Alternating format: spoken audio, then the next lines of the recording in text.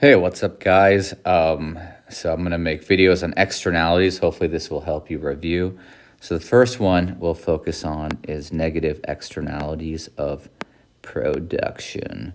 So these externalities are when the producer side of things create externalities that are negative on society in comparison to the private costs. So, for example, air pollution from factories, overfishing, noise pollution from construction, soil degradation, plastic waste from manufacturing. These are all examples of negative externalities. Now, what it would look like in regards to graphing is the following. So we would have the MSB, right? The societal benefit equals the marginal private benefit. So the MPB equals MSB. It's just one line, right?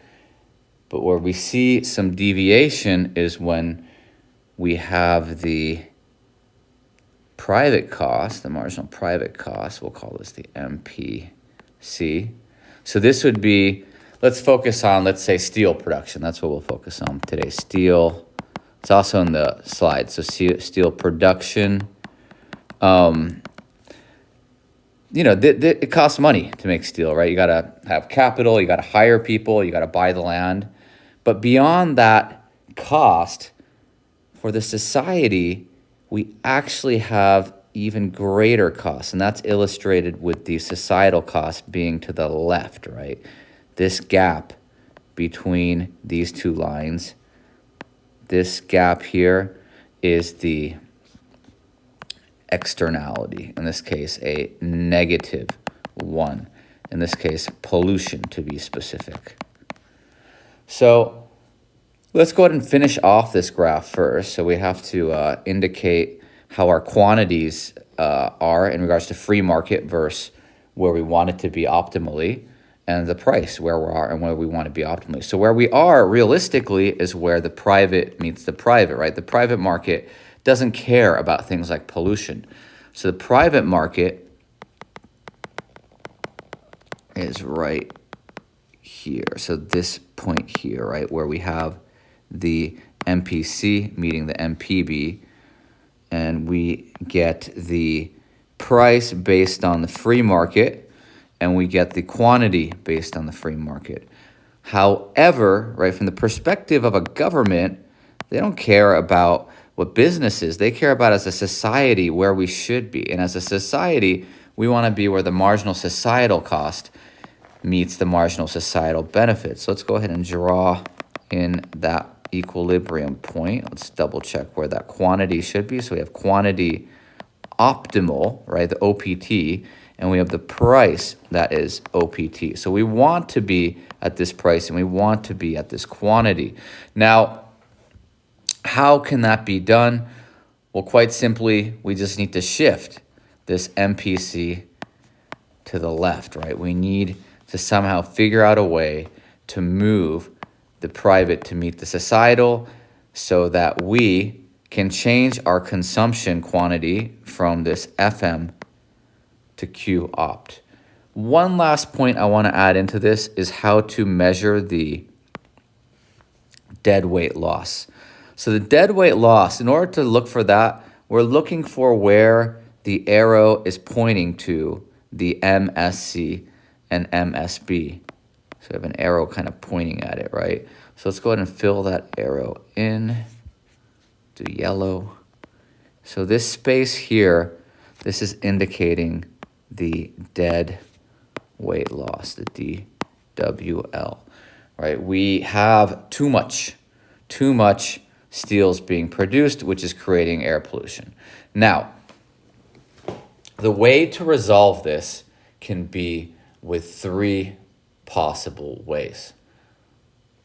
And I'll run through my slides for those three things. So the possible government responses, right, to shift the MPC to match the MSC, right, in order to decrease the quantity. Three things they can do. First is a carbon tax. So the carbon tax can be done by just taxing per unit, we've already talked about this in depth, right? Indirect taxes or direct taxes. But the idea is by taxing, you're going to be able to shift the MPC this way and even more this way eventually so that the quantity is at Q star. In other words, Q optimum. The benefits of this is it's quite simple. You can just have a set tax that will be collected. That's all you do. The problem is this set tax is very difficult to calculate. How do you measure the impact of pollution, right? Do you measure the amount of lung cancer? Do you measure the amount of days people miss from work because they can't work? It's very, very abstract. Second one is legislation. So governments can pass laws relating to environmental standards, and having to cover these type of standards, a firm's costs would increase, ergo shifting their supply curve to the left. Now, we have actually had examples of this type of regulation. And the problem with this type of regulation is that it could lead towards potential unemployment. Banning a firm to create certain things could end up leading towards things like not just unemployment, but also enforcing these standards could be expensive. So let's say you set a rule that every factory that produces steel must have like a certain number of solar panels and battery-based, electronic energy that doesn't use carbon. Well, that means you need to now send people to check that, and that costs money as well, right? There's inefficiencies. So this also has its negatives. In the past, we've seen examples of this where the EU implementing ban on single-use plastics. And the initial problems it causes, keep in mind, there's various jobs out there, including creating plastics. So all these people now who had jobs relating to plastics are now unemployed.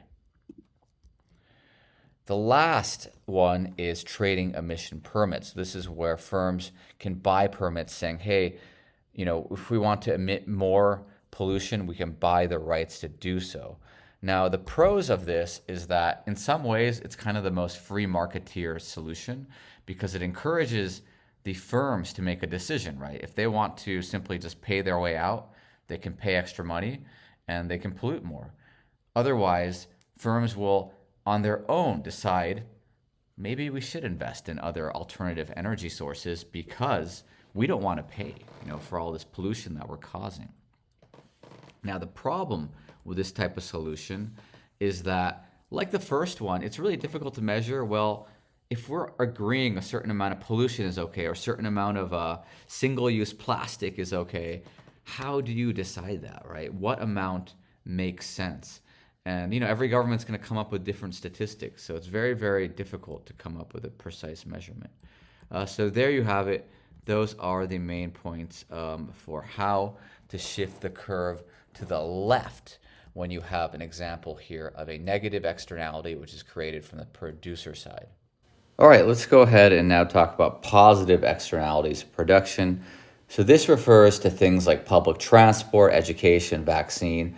What these things have in common is that we are not producing enough of these, right? There's potential welfare gain where the government needs to help push greater supply because we are not, with the free market, providing enough of these things. So the way this would look is like the last one. We have a marginal societal benefit equals the marginal private benefit. So this thing is not really what's creating the externality, but what is creating the externality is we have a certain amount for the marginal private cost, but these items are actually benefiting society even greater than what the private market is dictating, and there's a marginal societal cost to the right, which indicates it's essentially good, right? We're getting more societal cost of these products. So, for example, let's pretend we're focusing on vaccinations, right? With vaccinations, there is a cost to produce the vaccination. There's a benefit people get of getting vaccinated, right? They won't get as sick. But what is happening is other people, right, who are not part of this private transaction, right? The private transaction looks kind of like this. We have the free market, this price, and with the free market, this quantity. But all these other people are benefiting from the person who's getting vaccinated, because even if I don't get vaccinated myself, if other people around me are getting vaccinated, as a society, we are benefiting overall. So really, we want to have a higher, right? We want to have a higher quantity, and it would also be at a lower price. So we are trying to figure out, essentially, how do we shift the needle from this quantity based on the free market to moving to the quantity of what would be considered optimal for society. So before we get into that, just a quick reminder of locating the potential welfare gain. So the potential welfare gain, I would look for the arrow where we are pointing at the SB meeting the SC, right? So we want to be as a society, and in that case, it's this point right here. So I have a little arrow pointing this way, right between the quantity we're actually at and where we want to be. So I'm going to go ahead and just highlight that in with purple.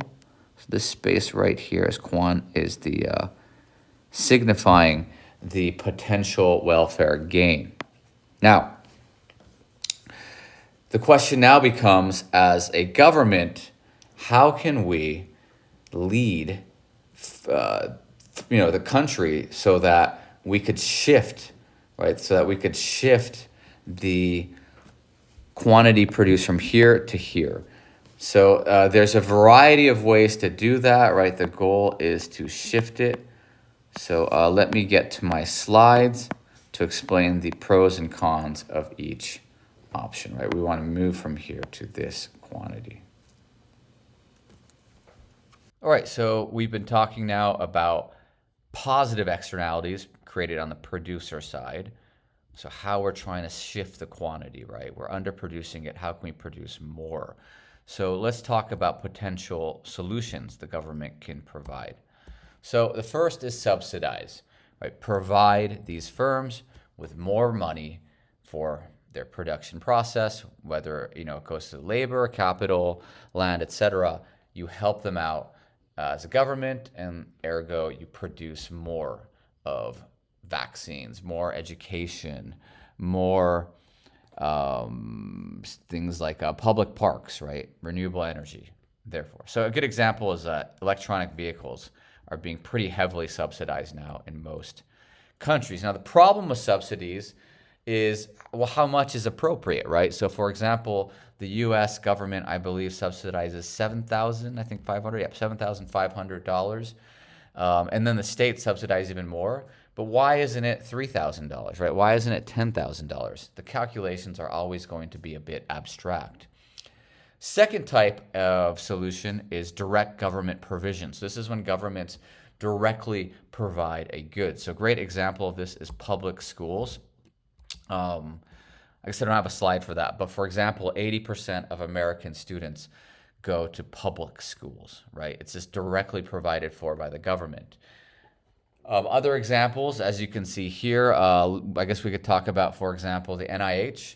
They will provide funds for research. So, for example, let's say there's a disease that maybe is not the most financially profitable, something kind of niche, but that type of disease still needs funding for research. So where's that money going to come from? It's not going to come from the consumers, but it's coming from the government directly researching it themselves. And the problem with this is that in general, governments are usually not as efficient when it comes to firms, right? They might not have the expertise that firms would have.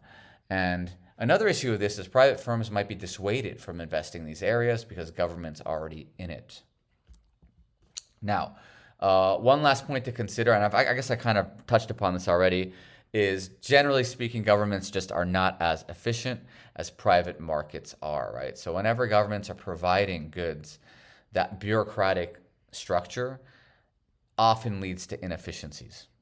Now, that's actually it. So those are examples of how we can shift the MPC to the right so that it closer matches with where we want to be as a marginal societal cost, which will hopefully close this deadweight gap, and we'll be able to produce more of it at a cheaper cost, right? We had, I believe, subsidies, we had direct government provision, and finally we had, oh no, I guess that's it, just government provision and provisions and subsidies. So there you have it. Tomorrow I will upload a video on the externalities that come from the consumer side, both positive and negative.